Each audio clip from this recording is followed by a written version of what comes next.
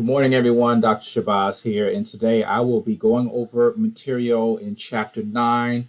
I did give you a briefing on some of the material on last period, but this period I'm going to go into more detail and then provide some examples for you to better understand global market entry.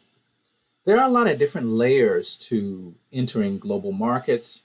Of course, you have to do the intelligence work, the environmental scanning, where you go in and you look at the lay of the land and how the business environment operates in that country. And we do know that people have various differences in terms of their cultural makeup, in terms of their traditions, their customs, and all the other things that we know culture to be. There are also political differences, legal differences, there are infrastructural differences, environmental differences. There are a number of different variables that you have to evaluate prior to going into a foreign market. So that's what we're going to be discussing today. This chapter has, or this particular set of slides is very extensive. I won't be covering all of the 63 slides, but I will have a couple of other supplemental materials. And one of the items that I would like to share with you is a case study. Well, not really a case study, it's just a video on an American company that goes abroad and decides to market a famous, iconic product overseas. And I want you to take a look at this. I think it's going to be very interesting for you. It's only about 5 minutes, and then I'll point out some of the dynamics within this short video. Take a look. At 95 years old, Kraft's Oreo is the most popular cookie in the world, enjoyed in more than 100 countries throughout North and South America, Asia, Europe, Africa, the Middle East, and Australia. The Oreo cookie is a truly global product. It is sold in a consistent form with very few exceptions in all regions of the world. The Oreo cookie is universally appealing. The unique flavor translates across borders, and the sandwich cookie with the fun of a cookie and cream makes Oreo a real fun eating experience. Though the Oreo brand is popular around the world, adjustments to product, packaging, and promotion are sometimes necessary to match consumer tastes and expectations in each country. In China, for example, we have a lightly sweetened version of Oreo, which has 27% less sugar, and that's really a response to consumers' desire and taste preferences for a less sweet product. In the case of Venezuela, milk chocolate biscuits are more appealing to consumers than the dark, intense cocoa that we're familiar with in the U.S. and in some other markets. And so we have introduced and successfully launched a milk chocolate version of Oreo. Packaging is a feature that can change greatly from market to market. In the U.S., the 18-ounce size of Oreo is the predominant package form. And that's really because in the U.S., many consumers are more accustomed to shopping at large format stores. They have large pantries at home. They tend to shop more weekly versus daily. In other countries, there's a variety of different formats, often smaller store formats, whether it's the kiosks in Brazil or the self-service convenience stores in China, or even the street vendors in Venezuela. And so in those countries, larger packages don't make as much sense. The stores don't have the space, and consumers don't have the pantry space in their homes. Sometimes packaging adjustments are based on what consumers are familiar with. In many countries, cookies are packaged in a single row that's covered with foil, which creates a tube-like shape.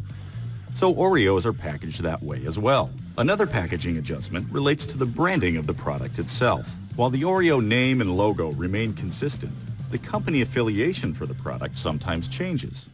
So the Oreo is always the brand name for the cookie product itself, but we often partner that with a different parent company name. So for example, in China, the brand is Kraft Oreo because Kraft has become a trusted name in the market in China.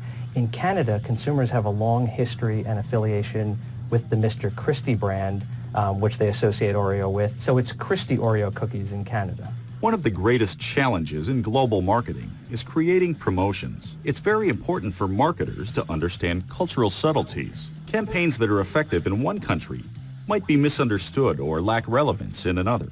Oreo's brand message is providing moments of childlike delight. This is particularly evident in the twisting, licking, and dunking in milk ritual that is passed on from generation to generation. Historically, we've portrayed that in the U.S. and in markets where Oreo has been around for a long time as a parent or a grandparent passing that ritual on to a special child. In countries where Oreo is newly introduced, there isn't a heritage of people who have been familiar with the brand, so there isn't a brand heritage to pass down from parent to child. And so we found that it makes more sense for us to have the child introduce the ritual into the home. So that might be the child introducing twisting and licking and dunking to the parent, or perhaps to a sibling or a friend. The ways in which Oreos are promoted are also customized to meet each country's needs. In China, brands advertised on TV are seen as more credible and of a higher quality. So Kraft focuses a large percentage of their marketing on TV advertising in China. In a country like Venezuela, by contrast, outdoor advertising is more effective. In Venezuela, we tend to use more outdoor marketing. Because the consumers are on the go and have busy lifestyles, we tend to find one of the best places to reach them is during their drive time. So we have oftentimes painted the sides of buildings or have enormous billboards that are very simple, high-impact visuals of an Oreo dunking into a glass of milk. Marketing a product globally allows for huge growth potential within a brand, and understanding cultural parameters is the key to a successful campaign. Oreo is an intrinsically universal product, but understanding and focusing on the cultural differences and local differences has really helped to make Oreo the #1 cookie in the world.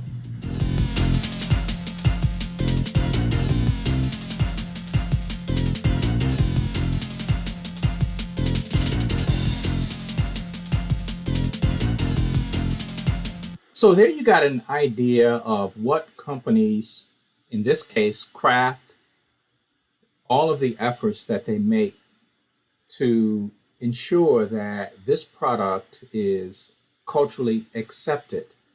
And I might add that the cultural variable is probably one of the most sensitive, especially if you're talking about food and beverage, because of course taste change from country to country and from region to region. Even within a country, you have regional differences. So that was gave you a good overview of perhaps some of the challenges and some of the changes that are made, not only in terms of the product itself, but the other marketing mix. We talk about, of course, the pricing. That was not covered in the video, but of course, when you start talking about distribution, you saw the kiosk, you saw the walk-up booths where you can buy in very small quantities, and the packaging itself, where some Oreos are delivered in the tube shape as opposed to the large packages that we often buy. It's very interesting that I don't know what I was doing, but I was kind of on YouTube looking around at some videos, probably for a class. And I came across this young man who, you have these people on YouTube that do kind of strange things. So this guy had all of these different types of Oreo cookies that he ate in front of his audience. And I didn't even know that there were that many types of Oreos. Me growing up, there were only there was only one Oreo starting out. My mother used to work for Nabisco, and of course, we had access to those products, but this was many different types of Oreos, and he had the thin ones, he had the chocolate ones, he had the red velvet ones, he had the thick ones, the ones with a lot of icing in the middle. There were all these different varieties of Oreos, and as you may know, that in various places, and they mentioned in the video that the taste changes in terms of the amount of sugar content and the different varieties.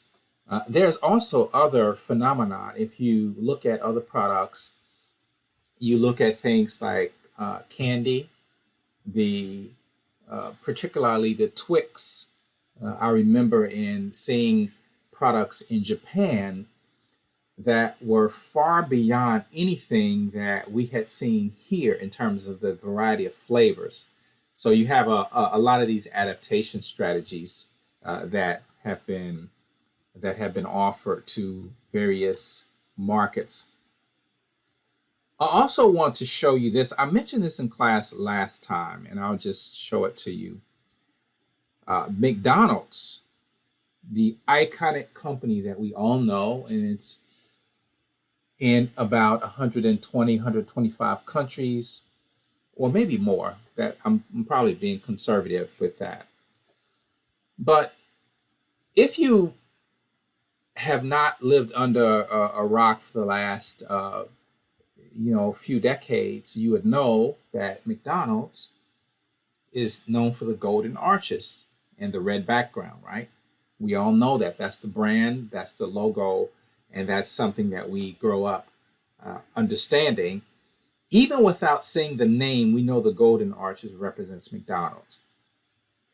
So in Israel, they have decided to allow franchises to change the branding a bit. And as you can see behind me, these blue and white signs are indeed McDonald's. And they represent the kosher offerings in Israel. As you can see, the golden, you still have the golden arches, but the signs are blue and white.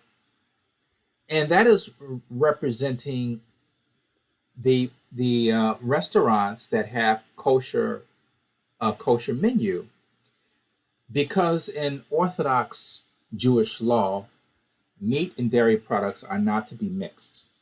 And so you have that dilemma that if you're an Orthodox Jew and you want to patronize McDonald's, you want to be assured that there's no contamination of the food, because you have to abide by this strict religious code.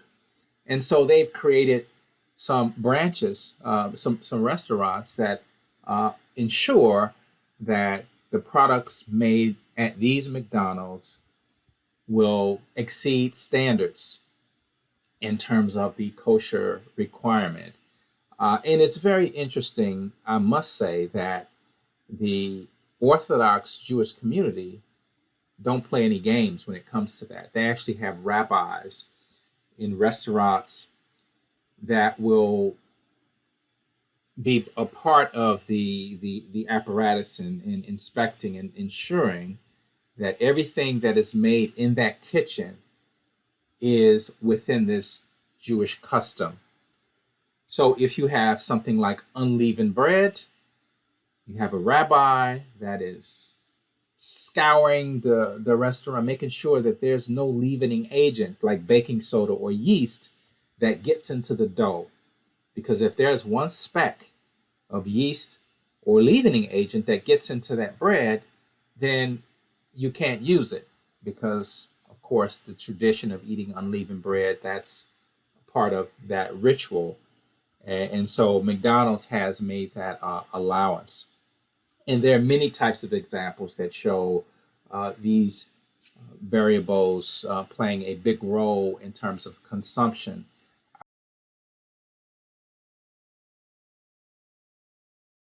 I mentioned to you, or I may have mentioned the presence of mayonnaise being sold in bags, plastic bags, as opposed to jars in Latin America. And this is something that's very common, and I actually saw it with my own eyes. And as you can see, here's a picture of that product. So what I will do now is I will go through some material in the slides, and here we're just talking about reaching global markets. There, of course, a lot of different advances. It's a lot easier to get products from around the world. You have this idea of technology exposing us to various products and various services. And so international marketing is the development of these products for overseas markets, for both international, which means more than one country, or global, which means that the entire world is a market that a company may try to penetrate. And so many companies decide to go global for a number of different reasons, or market their products for a number of different reasons. One, it could be because the domestic market is saturated. And if your margins are becoming very thin, you want to go to markets where perhaps there's a large or a big demand for a product. That way you can charge a premium because of the scarcity. So that's one motivation. The other motivation is that you might have a larger market abroad. For obvious reasons, America has 330 million people, but there are 7 billion, almost 8 billion people on the planet. So it goes without saying that your market is larger outside of the US than it is inside. So it makes sense to venture into other markets where you can gain a presence and perhaps make the company more profits. Not only more profits, but to provide these other consumers with options in terms of the different product offerings that they may not have access to.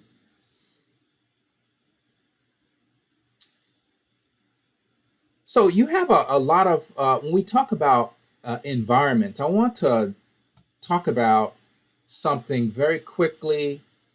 When we talk about marketing environments,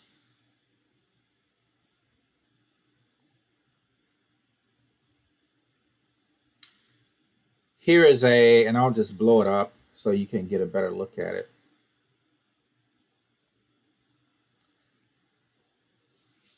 So if you look at the bottom, you see you have this company. This company, each company is within a particular domestic environment. And most times, but not all times, where they started and where they're headquartered. Now, if you have a company, you have your internal apparatus, right? We studied that in chapter 1 when we talked about strategic planning.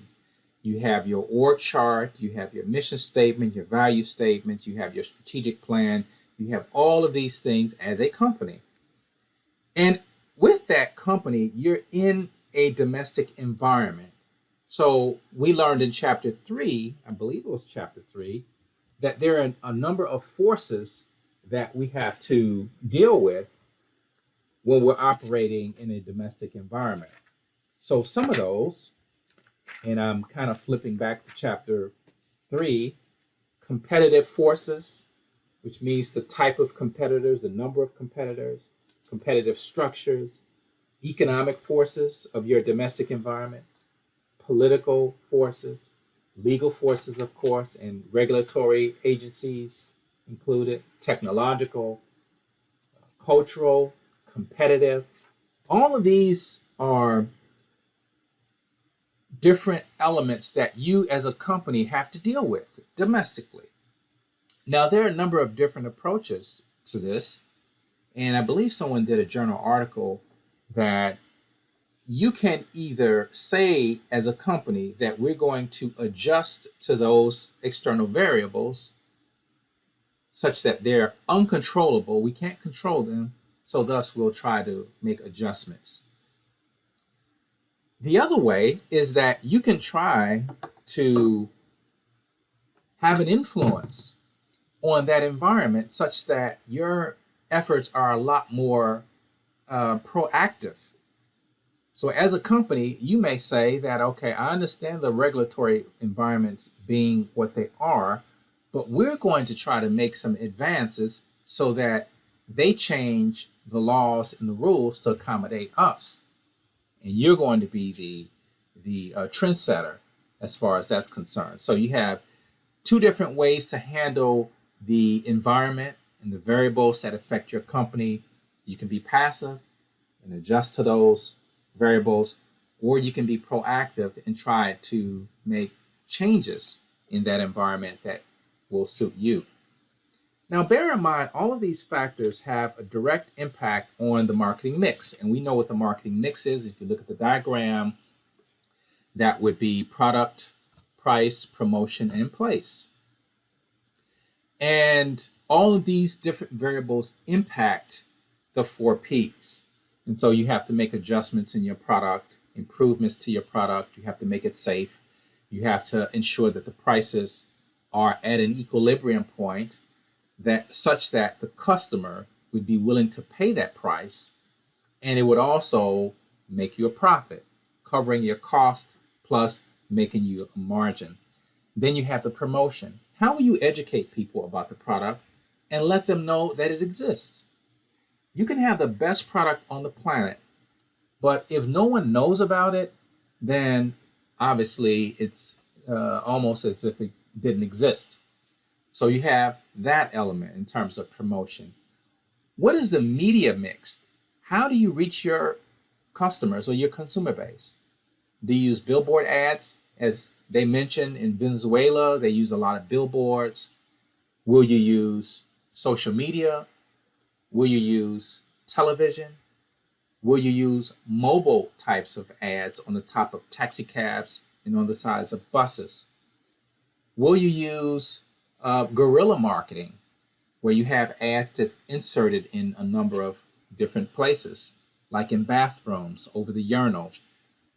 Those are not culturally universal, of course, but in some places you'll have material over urinals, and when the men go in the bathroom, they're looking at this information, and that is called guerrilla marketing. Or you may see some of you actually engage in guerrilla marketing when you take your advertisements and you're running for office and you just kind of throw them around on the ground and people have to look down and pick it up and look at it. And that's a form of guerrilla marketing. You may not have known that, but that's exactly what it is. But as you can see the layers here, if you look at this diagram, you can see that you have the company, and they are making international marketing decisions based on, it says uncontrollable here, but I just said that there are two ways of looking at this. You can look at it as uncontrollable, or you can look at it as something that you want to influence.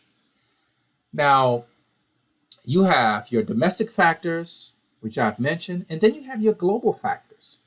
So you're a domestic company, you're going into another market. So now you have another set of factors that you have to deal with. You have a different regulatory environment, different laws. Maybe it has to do with the ingredients in your product. Maybe it has to do with the packaging of the product. Maybe you have advertising that might not be culturally acceptable. And so all of these factors you have to adjust for in that new environment. And we saw many examples of that in the case of Oreos. So while the book gives you, and we're going back to chapter 9, and it says environmental forces in global markets, and you may notice that they're pretty much the same as what you saw in chapter 3. Those variables that impact the domestic environment also impact the global environment. And so in chapter 9, they talk about some of the same variables. They talk about sociocultural forces, political, legal, and regulatory forces, ethical and social responsibility forces, technological, competitive, so on and so forth. There are a lot of different variables. And I'm going to show you one diagram that can give you an idea of how many variables you have to deal with when you're talking about a global environment. And as you can see, you have similar, you have the 4Ps, then you have your domestic variables, and then you have your global. And again, they call those uncontrollable. as opposed to controllable. Controllable are those internal factors that a company can control: the finances, the marketing, the R&D, the HR, so on and so forth. And they are operating within that domestic environment. But then there's a global environment, and you can look at a lot of variables here, a lot more than what they have in the book, which I believe is 6. But here they have social, cultural as separate, demographic.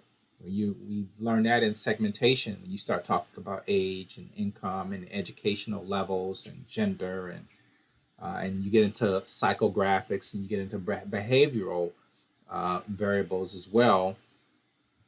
But technological, institutional, legal, political, competitive, economic, and there are others. There are other variables that you can add, including environmental. That is the climate, the physical climate. If it's humid, if it's dry, if it is you have monsoon seasons, if you're in a desert, if you're a coastal country, if you're an island, if you're landlocked. I mean, all of these make a tremendous difference in terms of looking at the environment. And we talk about environmental scanning. There are actually models that are used for environmental scanning and environmental analysis. And one of them is called the PESTLE, or in some books, in some literature, you'll see the PEST analysis, P-E-S-T, political, economic, social, and technological. Then you have some other models that add on to that to include the environment, which I just talked about, and then the legal environment. So you have PESTLE, P-E-S-T-E-L, which is a useful way to remember these concepts.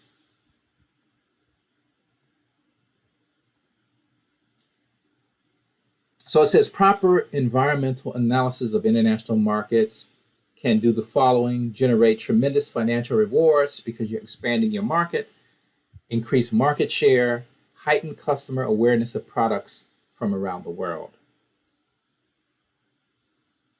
Then you get into the social cultural factors, and then they break down all of the different factors. And I'm not going to go through each one because I think many of them are easily understood. But here, social cultural, I emphasize, is extremely important because you have a number of different factors. You have not only culture, customs, values, all the other things we mentioned before. You have religion, which we saw in McDonald's case in Israel plays a role. And I might add, there's an African American community in Israel, in Dimona, Israel, and they run operations around the country called Soul Vegetarian. And they have a settlement in Israel. And they found a niche market. And that niche market was for soy products. Their community live a vegan lifestyle, so they don't have any animal products. And so the niche was that if you want the taste of a cheeseburger, and I know that you're an Orthodox Jew, okay, you can't have a real cheeseburger, so we can provide you an alternative in terms of soy cheese. And I'll tell you, over the decades, they have really perfected their products in terms of not only the cheese, but the ice cream that they have and other products. And unfortunately, on the Soul Vegetarian on Adams Street closed because of the COVID crisis and not being able to maintain their business being out of being closed for so long. So you have a number of these issues that affect, of course, advertising, as I said. You saw that in the video on Oreos, packaging, as I mentioned, the Latin American case with mayonnaise, and also pricing makes a big difference. Economic forces, the trends in that country that impact supply and demand for products. It just so happens that another reason that countries go abroad is because I mentioned the market may be saturated. So when a market is saturated, then demand is your supply is going to exceed your demand, which means that you have a surplus. When you have a surplus, you either have to lower the price or you have to find another place where you can ship those products overseas, and that place has a shortage. So you're taking your surplus and you're finding a place that has a shortage. Okay, that makes perfect sense. And it's all a matter of economics, supply and demand, of course. But you also look at a number of variables, including currency, exchange rates. That'll give you an idea of the pricing mechanism. Gross domestic product, you look at the strength of the economy there. You may also look at per capita. It says here GDP per capita, but GDP per capita may not always be the best. GDP per capita is when you take the GDP and you divide by the population, and you get an idea of the average purchasing power or spending capacity of each person. But it assumes equitable distribution. So one good way of looking at a market is to use income distribution. So for example, if you're in India, you have 1.3 billion people, and you're thinking about marketing luxury products. And you may think, look at the GDP per capita, it's very low, right? So I can't market luxury products in India because the GDP per capita is low. Well, that's based on faulty reasoning because you have income distribution. So you have a certain number of Indians who are at the very highest level of income earning capacity, and they can buy luxury products. So despite the fact that the GDP per capita is low, there's still segments in that society that can afford luxury products. So don't be fooled by GDP per capita. You can look at the income distribution, and there are all kinds of tables and stats that'll give you great detail on these segments. Here we have something on the exchange rates, and we're not going to be able to go into the exchange rates, but I will share with you something. Okay, here's a case from an article a long time ago. I remember reading this in Black Enterprise magazine, no less. And it was an article on currency and how currency affects entrepreneurship and consumership. And so this case was of a Black entrepreneur who was making shoes in Italy. And he had been doing it for a number of years, and he was out of New York City, but manufacturing in Italy. So it goes to say that he was making quality products, and his shoes were priced between 90 and 110 US dollars. But soon after opening the shop, Brandon realized he would not be able to turn a profit. Why, might you ask, was he not able to turn a profit? Well, something happened with the currency. It goes, when I started out, I was just making it, breaking even. Then the euro got stronger and stronger. The euro getting stronger, that means his dollar is getting weaker, and it takes more of his dollars to buy materials in Italy to make his shoes. And so your margins get thinner and thinner and thinner. If it's taking you more dollars to buy materials in Europe, then it's going to eat up your margins and you won't be able to make a profit. And so what's the point? So it says here, during Brandon's first year, the dollar weakened progressively against the euro, and a weakening dollar buys less units of a foreign currency. In August 2002, when Brandon began purchasing Italian components, it cost 98 cents to buy a euro, or let's say a euro's worth of Italian materials for his shoes. By August 2003, it costs $1.16. So now it takes you $1.16 to buy the same Italian materials. And there goes a margin, and we're talking 18 cents, which is significant. If you're talking a large volume business or high level, you're talking about a 90 to $110 per unit. That's going to be pretty significant on each dollar.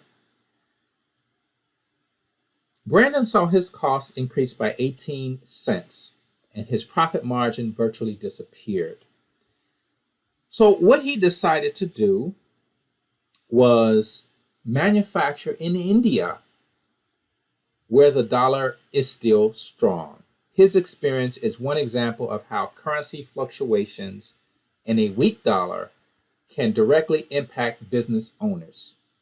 When the dollar is weak, business owners face higher costs, which potentially trickle down to consumers in the form of higher prices. And conversely, if you have cheap products, then you're able to pass savings on to your consumers, as we find in the case of Walmart in many places.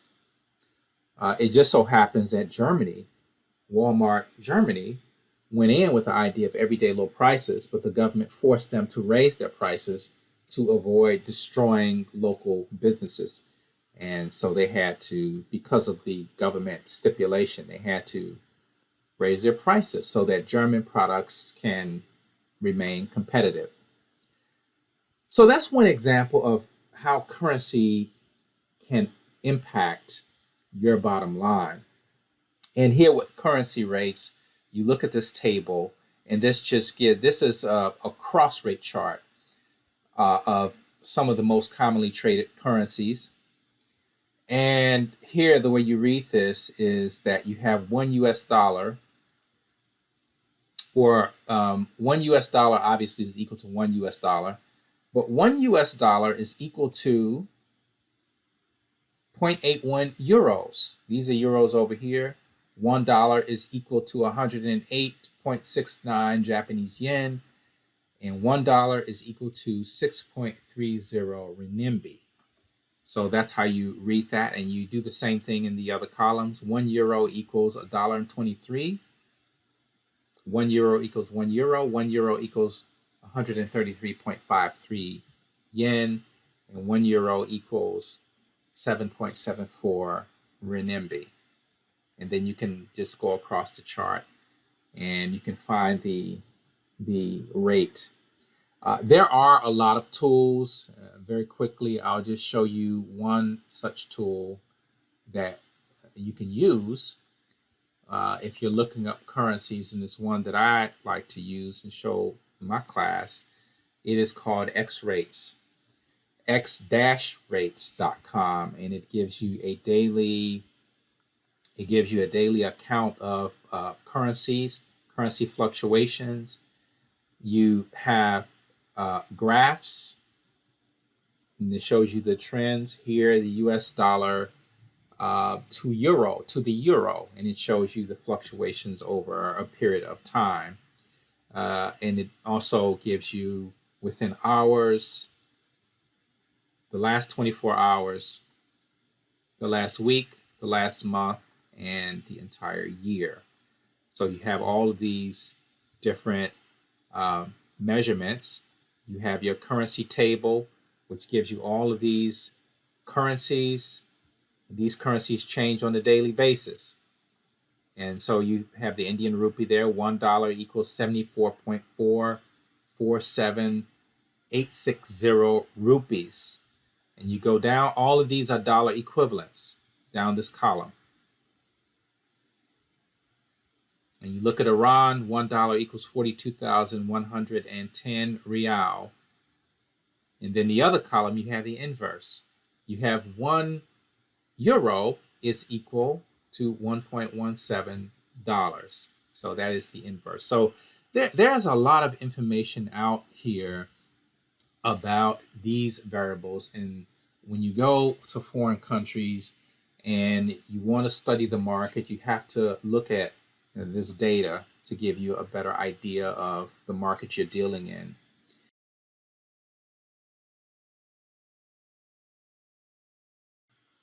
Political, legal, and regulatory forces, we know that that's going to be dealing with what you can and cannot do as it pertains to law. I just mentioned the case of Walmart in Germany. That was a it was protectionism, but it was a regulation. And of course, political can be looked at in a number of different ways. There might be competitive pressures. There might be issues in terms of you having to lobby politically, finding people that can help you lobby as a foreign entity into the government apparatus, so you can make forays in, and so that the government can be uh, more accepting of your foreign products. Then you have your legal requirements as well. And these are very important because what is perfectly fine here may be illegal in other places. Just like in India, it is illegal to slaughter a cow. So if you're at McDonald's, a Burger King, a Wendy's, and you go into India, you have to realize you're not going to be selling hamburgers because it's against the law, because of a religious custom. And so these are things that you learn over a period of time. Some of the other things that you'll look at is best countries for starting a business. I actually looked up another site, and hopefully I can pull it up, because I wanted to see the difference. And the thing is, I don't know when this chart was made or what year this pertains to, but if you can see UK, New Zealand, Netherlands, Sweden, Canada, so on and so forth. So I found one that was more current, and I always like to update things when I have a textbook. And you can see the list is very different. Here it has best countries rankings. I don't know what they use to determine that. But here it says start a business rankings. Thailand is number one. It's not the United Kingdom. Malaysia, China, Singapore, India, Philippines, Mexico, Switzerland, Indonesia. A lot of Asian countries are good places to start a business, apparently. Maybe in terms of licensing, maybe in terms of the ease of getting credit in a foreign market. But here you have a totally different picture.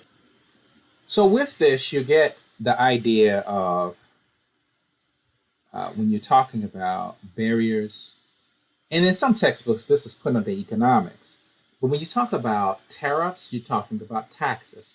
When you're talking about non-tariff barriers, you're talking about quotas, which is a limit that you can only bring 1 million units into this country. Embargo means you can bring none. Then there are other non-tariff barriers like quality standards, sanitation standards, local content requirements, such that if you bring or manufacture goods in this country or bring goods in this country, they have to be comprised of 50% of domestic materials. And you agree to that, you're able to have access to our market. You also have administrative delays, getting paperwork and getting access to credit and all these other things that would make it difficult for you to do business in a foreign market. Unlike the countries we just saw that stated these are good places to start a business. Some places are very difficult. Then you have exchange controls, government restrictions on how much currency you can move out of the country to your home, to your headquarters. And that is to ensure that the revenue that you are creating in that market is not pulled out all of a sudden because it may disrupt the banking institutions.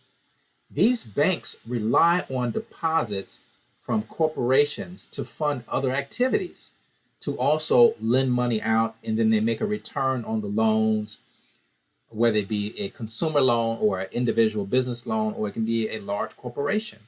So they rely on this resource for depositors so they can lend the money out and they can invest in other markets and gain a return. If you as a foreign company decide, I'm going to take all of my money out and move it back to the United States, it can shock the system. So governments will have in place restrictions on repatriation of capital, is what it's called. So there might be all kinds of controls in place. Ethical and social responsibility, corporate social responsibility. We just talked about this when we had Saida Khan, who came in and talked to us about a lot of these issues. And so we know very well the importance of that. Making sure that you understand the local environment and the ethics and the ethical expectations. Everything is relative. What is good in your country may not be good in the others. And here they have a corruption index. Now, if you go to a site called Transparency International, I would just show you this as we are running a bit shorter on time. I would just show you Transparency International. It is a site that is going to be very important if you're seeking to go into foreign markets. This is the site here, transparency.org, and it has lots of data here, and it's color coded. Those countries that are most corrupt are darker than those that are lighter in color, which I find to be ironic because larger countries tend to have these corruption cases that are in the billions. And we talk about Enron and we talk about all these other cases, Tyco and WorldCom and Global Crossings. These were all Western companies, and we're talking billions of dollars. Now, if you look at these countries in Asia, Africa, and Latin America, you will see corruption. But it's usually the petty corruption of somebody in customs taking your passport and wanting a small sum to allow you to go through, or something on the street, something that is wide open. You can see bribery with your own eyes in plain sight. I have seen it in plain sight. But to say that the US and European countries are less corrupt, I would have to differ with that on a lot of different levels. But anyway, saying that, these sources have a lot of data, and they have regional analysis, they have other information. But I would just venture to say that a lot of these sources tend to be biased. And when you look at these charts, like what I have behind me, and you see Somalia, South Sudan, Syria, Afghanistan, these are places that are unstable, they're war-torn, they have all of these problems. And of course, when you have problems, when you have social ills, when you have poverty, you're going to see people scraping and scratching for survival. It's not because they're inherently corrupt, it's because they're trying to survive. But when you have rich nations, and you wonder, these rich nations don't have many resources, but they're rich. Poor nations have a lot of resources, but they're poor. And you wonder, how did that happen? Somewhere along the way, and I'm not just necessarily talking about slavery, I didn't want to go there, colonialism, that's corruption. But we don't look at that as corruption if we're in the West. We'll say, oh, the other countries are corrupt, but yet you build systems based on corruption, and yet you don't call it as such. Not to mention, you don't even have to use slavery and colonialism. You can just go by the recent cases with corporations that have, as I said, dealt in billions of dollars of just defrauding people out of their savings. And it's just horrible. So when you look at these corruption, yeah, you'll see this open corruption in these countries, and you have to beware. But of course, corruption is relative. I just thought I'd point that out. Competitive forces, what is the competitive environment in these countries? Some places it's, okay, the cards are stacked against you if you're a foreigner. They may be stacked against you. And there may be this environment where there's favoritism towards locals. And you may have people in the government who will say, okay, I want to give my cousin that contract, or I want to give my friend that contract. And that's the competitive environment that you may be up against. And you have to be aware that that might be the situation. Moving on, looking at, and I'll go through these relatively quickly, these regional markets, when you talk about groupings of countries. What used to be called NAFTA is now the USMCA agreement, the US, Mexico, and Canada agreement, trade agreement, which had been passed during the Trump administration, basically renegotiating some of the terms in which products are traded, and also the labor agreements, and also suppliers, the cost of materials that are going to be used in certain products. And Trump negotiated for a kind of a larger share of the in terms of supplying products to these two markets. Then you have the European Union, which we know, I believe 27, 28 nations make up the European Union. We know Brexit, the United Kingdom just pulled out, and but this is still a very powerful trading bloc, and also is unique because it has the euro currency, which all of those, not all of the European nations use, but a subset of European Union nations use the euro as their currency. So they no longer print the German mark, they no longer print the French franc, they no longer print the Dutch guilder. These currencies have been supplanted or replaced by the euro. And because of that, each of those countries with the euro have to give up a little bit of their sovereignty because they can't print their own currency. They can't just willy-nilly change their interest rates, or they can't make other economic changes unless it is approved by that monetary body. So you gain some benefits from these unions, but then you also give up a little sovereignty. And these are some of the other groupings. And then the World Trade Organization, which is the referee or the arbitration body of international trade. There's no mention of Brexit here, so you want to update that.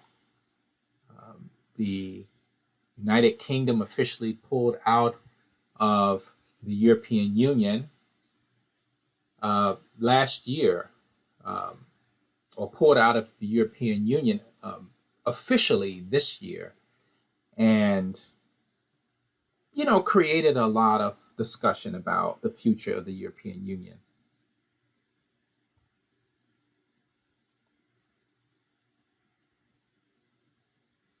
And it says here about the euro, several EU members have rejected the euro in their countries.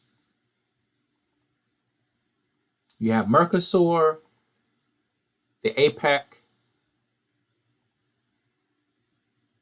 and you have the TPP, which the United States under President Trump pulled out of this agreement or this partnership. And so that effectively squelched the whole idea of TPP. But I think it's still on the table, and other partners are looking to join. I don't think is completely dead, but with the U.S. pulling out, that was huge. ASEAN and the World Trade Organization, which again is the refereeing body for trade disputes. If you have a trade dispute with another country and you want to take it up in an international forum, you have to go to the European Union, and they will make a decision based upon a set of parameters. I must add that the WTO is an arbitration body, but their decisions are not actually binding because each of the nations who are members are sovereign. They're sovereign nations. But if you don't abide by their rulings, there can be sanctions, there can be punishments because you have agreed to, when you signed the treaty, you have signed on to, and agreed that you will follow these rules. And if you don't follow these rules, then there are pressures that are applied to get you to conform. So, modes of entry into international markets. And you see that this kind of these stages. But it's interesting that we had some articles, and if I can just show you these articles we had in our first journal, and some of them dealt with these issues of entry strategy, research implications going overseas, and successful global marketing strategy at McDonald's. And then this one, 4 strategies for breaking into the international market, that was done by Charles Brown. And if we look at that article, it gives us an idea. I actually already had it open. Direct approach, where the company takes care of all of its own procedures in terms of getting into that environment through branches, through distributorships. The indirect approach, using agents, brokers, distributors, or other intermediaries to get your products into that market. And hybrid approach. And the other thing is, when you talk about getting into other markets, there are other strategies like joint ventures, strategic alliances, licensing agreements, franchising.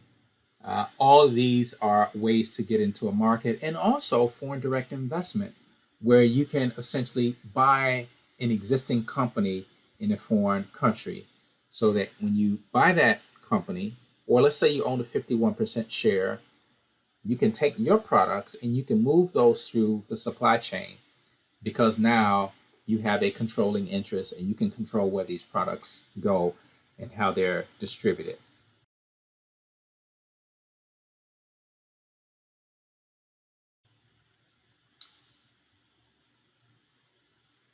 So here you have the different layers or levels of involvement. Domestic, as we talked about, the 4 Ps. Limited exporting, meaning that the firm develops no international marketing strategies, but international distributors, as we just mentioned. Using intermediaries to get your products overseas.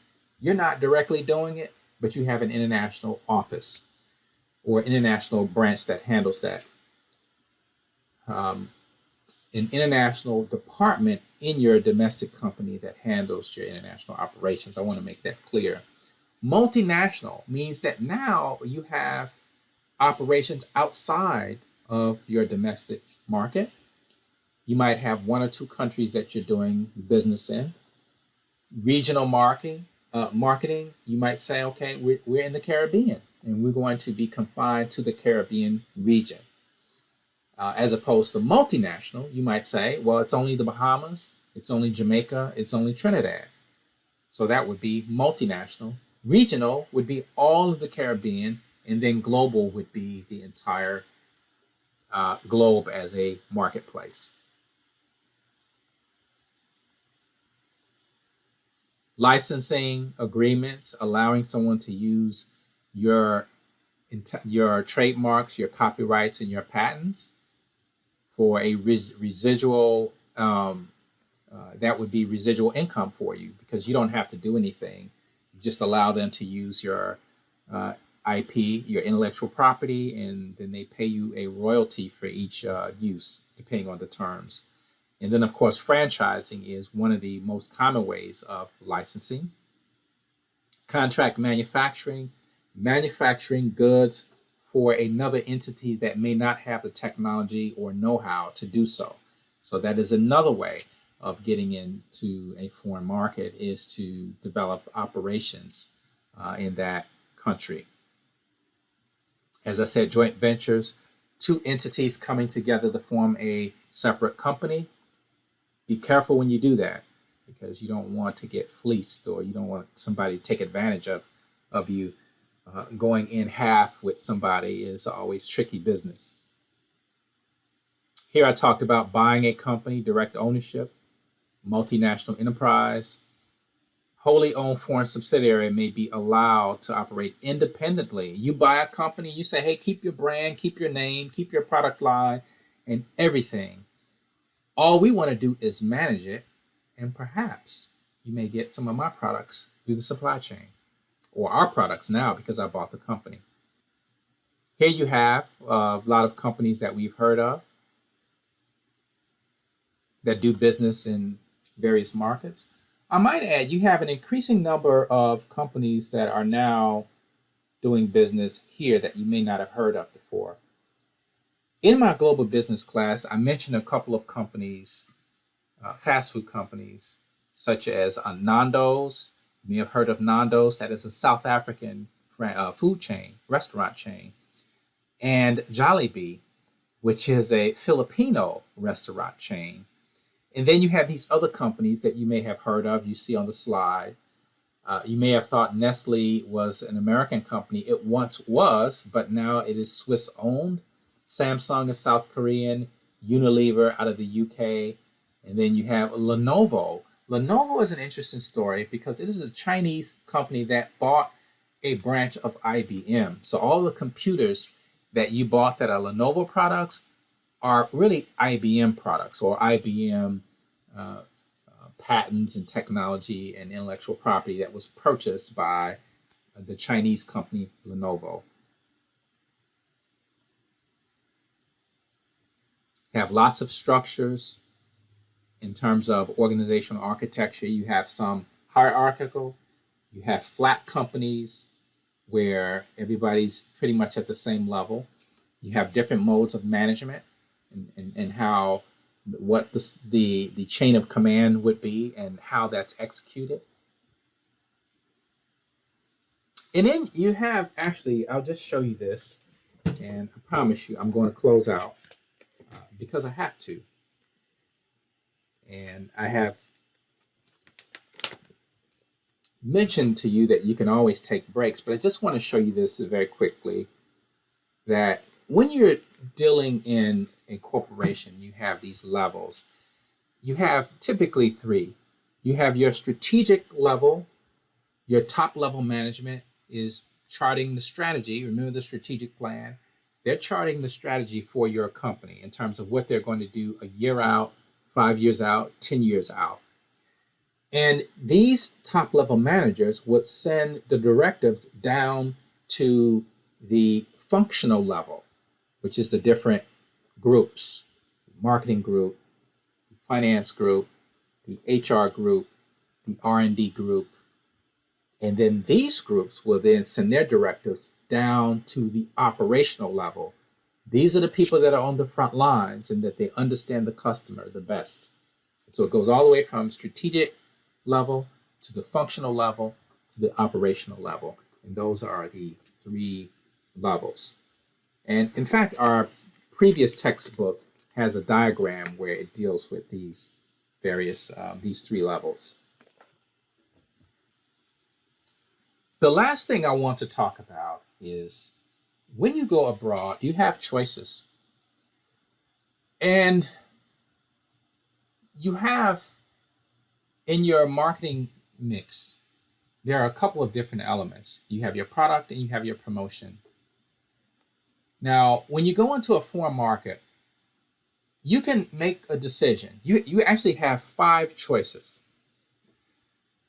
When you go global, you can decide to engage in customization or standardization, or customization versus globalization. Now, globalization or standardization means that you have a similarity across all markets. Customization means that you're customizing to suit each market. Now,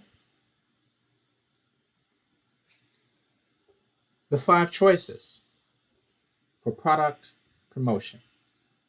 You can keep your product and promotion the same, bring into a foreign market. You can keep your product the same, change your promotion, keep your promotion the same, change your product. Or you can change your product and promotion. And what's the fifth option? The fifth option is you can create a brand new product for that market. So you actually have 5 options when it comes to your product and when it comes to promoting that product in a foreign market. And as you see here, that is a very important decision to make, because with that comes expenses. When you customize, it requires R&D, it requires new packaging, maybe new materials, maybe changes in the ingredients. For example, McDonald's went into Germany, and the German government decided that they wanted to force McDonald's to use a specific type of, that they wanted McDonald's to buy potatoes from Germany, from German farmers. McDonald's already had their potato, a specific type of potato for their French fry. And the German government insisted that we need you to buy your potatoes from our farmers. And McDonald's stated their case, and the German government says, well, why don't you teach our farmers how to make those potatoes? There are 100 different types of potatoes, but McDonald's had that particular potato that suited their patent. There's actually a patent for making French fries at McDonald's. And so, of course, McDonald's agreed to do that, and that was a very interesting case. But that's all I'm going to say. We're actually at the hour. It's a whole class. And so make sure you go through this material. I have a little exercise that I wanted to do around the world and have some pictures. I showed you some pictures before. And just kind of a fun exercise I usually do. And so I'll put it up on the canvas and see how well you do at identifying some of these places. And these will be all scenes of photos of different places around the world and their kind of marketing expressions. And we'll talk about that next week. So that's going to do it for today. And hopefully you got something out of this video. I'll talk more about the projects, the group projects, and I will need a memo next week giving me an idea of who the group leader or who the team leader will be so that we can begin to move forward on this project. Okay, have a good day, and I'll see you on next week.